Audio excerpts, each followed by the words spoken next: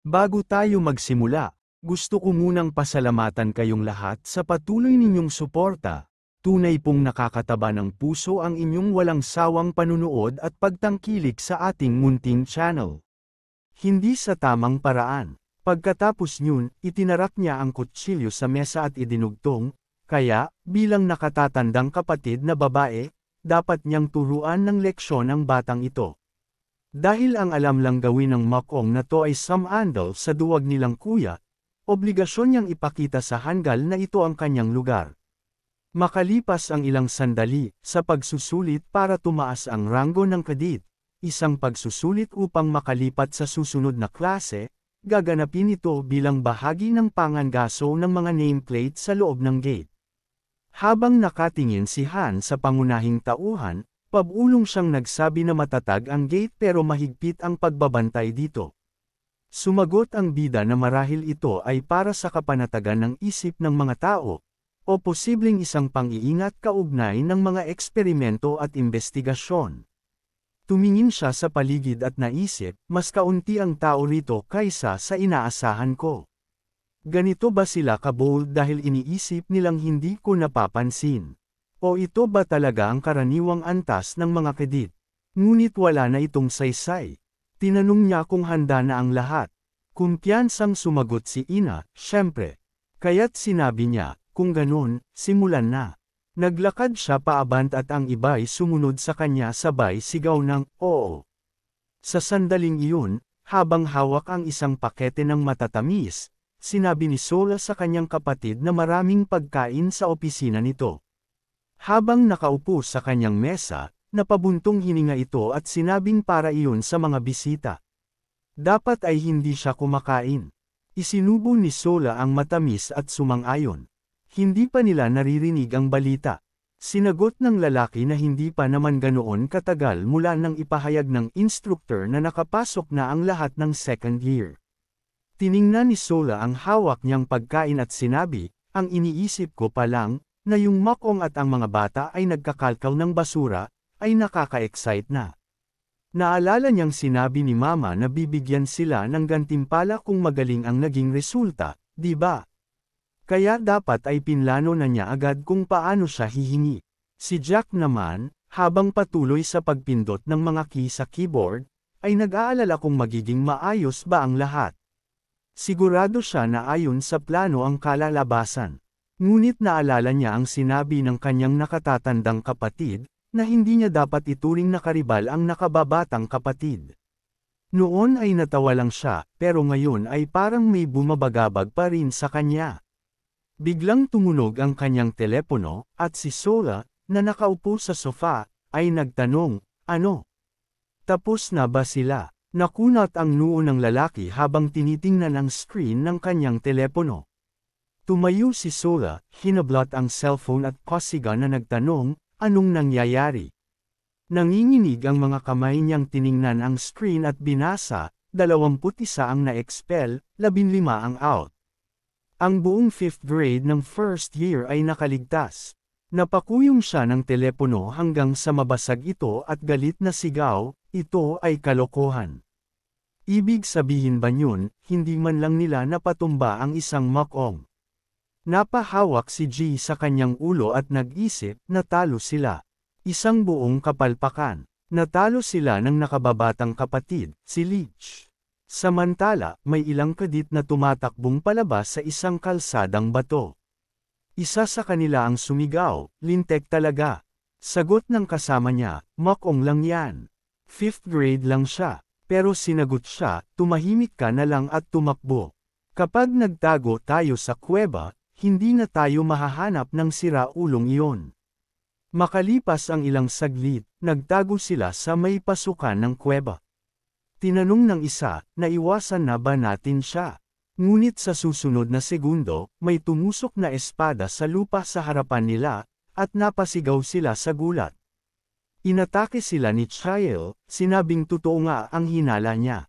Pinahit niya ang mga braso ng mga kadit at nagpakilala. Napansin niyang mahusay, silang nagkubli, mahirap silang matagpuan. Tiningnan niya ang nanginginig na Keiteng nakaupo sa lupa, pilit na gumagapang palayo habang sumisigaw, huwag kang lalapit. Tanong ng kadit, akala mo ba dahil isa kang direktang tagapagmana ay pwede mong gawin lahat ng gusto mo? Bakit mo kami hinahabol? Hinawakan ni Chael ang damit nito at sinabing, kung may makarinig nito, iisipin nilang ako ang unang umatake. Kung magtutok ka ng kutsilyo sa direktang tagapagmana, dapat lang napagbayaran mo ito, di ba? At inundayan niya ng espada ang lalaki. Maya-maya, tumakbo si Ina papunta sa bida at sinabi na tapos na ang bahaging ito. Sumagot ang bida na kung ganun, aalis na agad sila. Hindi pa nila naaasikaso ang mga maaaring tumarget sa kanila. Sumang-ayon si Ina at sinabing susunod agad siya kay Han. Ngunit sagot ng bida, ako na lang mag-isa, ayon sa plano. Dapat kong lubos na makilala ang mga pangalan sa kanyang listahan ay kailangang matagpuan, at siguraduhing patuloy na mangolekta ng mga personal na palatandaan. Sumang-ayon siya rito. Pagkatapos nyun, tumulak siya mula sa lupa at tumakbo paaban. Ibinatak ng bida ang kanyang mga kalamnan at naisip. Ang pinakamahalagang bagay sa pagsusulit na ito ay ang dami ng nameplates na makokolekta. Ang pagkuha ng mga ito mula sa ibang kadit ay hindi epektibo. Kaya, bumuo siya ng isang palagay, makikita niya kaya ang mga nameplate gamit ang Demon Eyes. Hindi nagtagal, nagpakawala siya ng enerhiya na tumutok sa tamang lokasyon at inisip niyang nahanap na niya ito. Umakyat siya sa isang bato at kinuha ang nameplate, sabay sabi, ayos to. Pagkalundag niya pababa ay nadagdag ang nasabi niyang, magandang pagkakataon ito upang magsimulang magtatag ng kontrol. Makaraan ang ilang sandali, tiningnan niya ang kanyang punong bag at nasambit sa gulat na hindi niya alam na ganoon na karami ang kanyang naiimpake.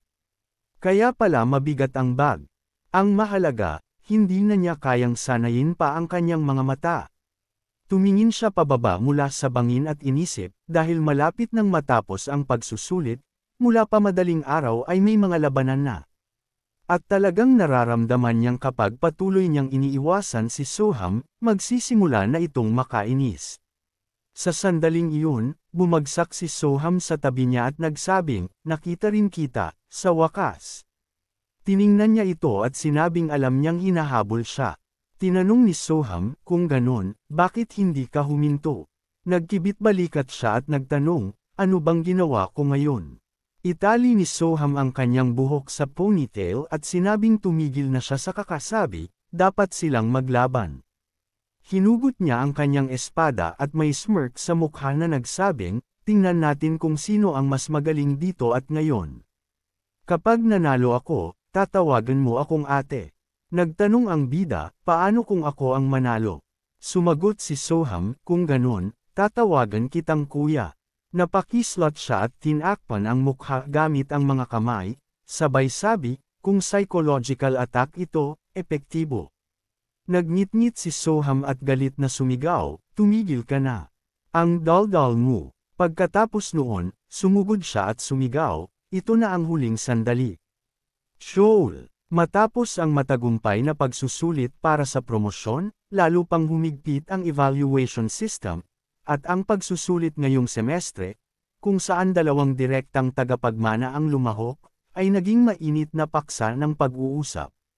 May isang kadit ang nagsabi, syempre, ang ikawalong dalagang amo ang magiging una, di ba? Sumagot ang kasama niya, pati mga second year sumali. Iniisip niyang kaya ng first year. Tungkol sa mga iyon. Tumango ang kasama niya at bumulong sa kanyang tainga, oo, sila nga. Ilang sandali pa, inanunsyo ng guro. Yung bunsong Makong at ang estudyante sa ikalimang baitang, binabati ko siya. Si Young, Master Chol, siya ang pinakamahusay. Agad niyang iniabot ang resulta kay Chol. Promoted si Chol sa isang mataas na antas. Tinanggap ito ng bida at pumikit habang nagpapasalamat.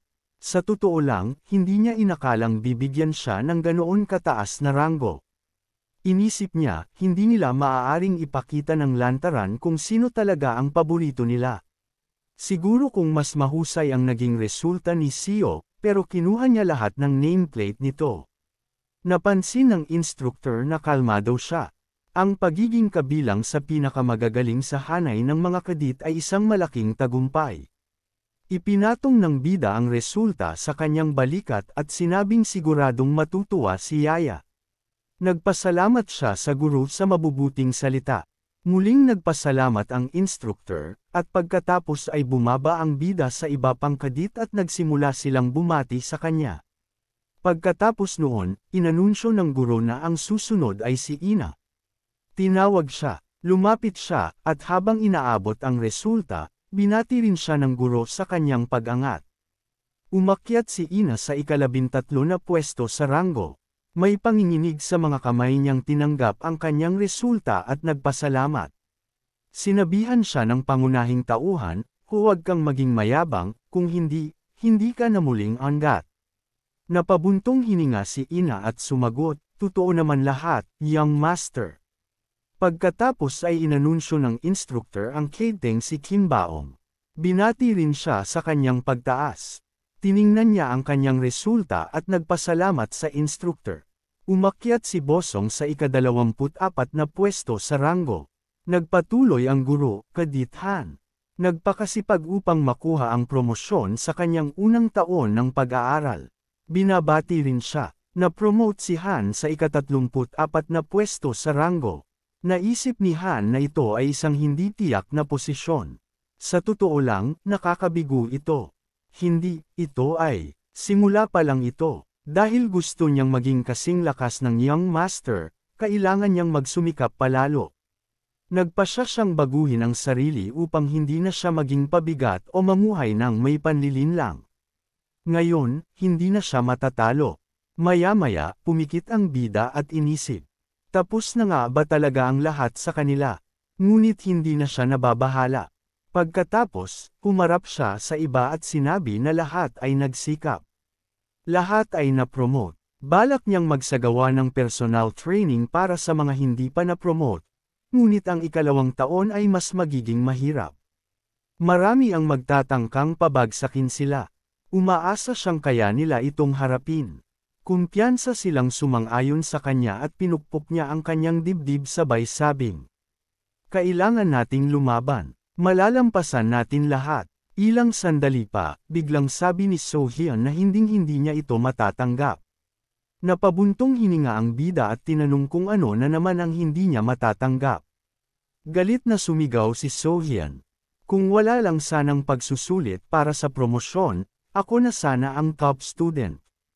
Isa kang mandarayang walang hiya. Hindi pa sapat na tinalo mo ako, bakit pati mga tablet ko kinuha mo rin?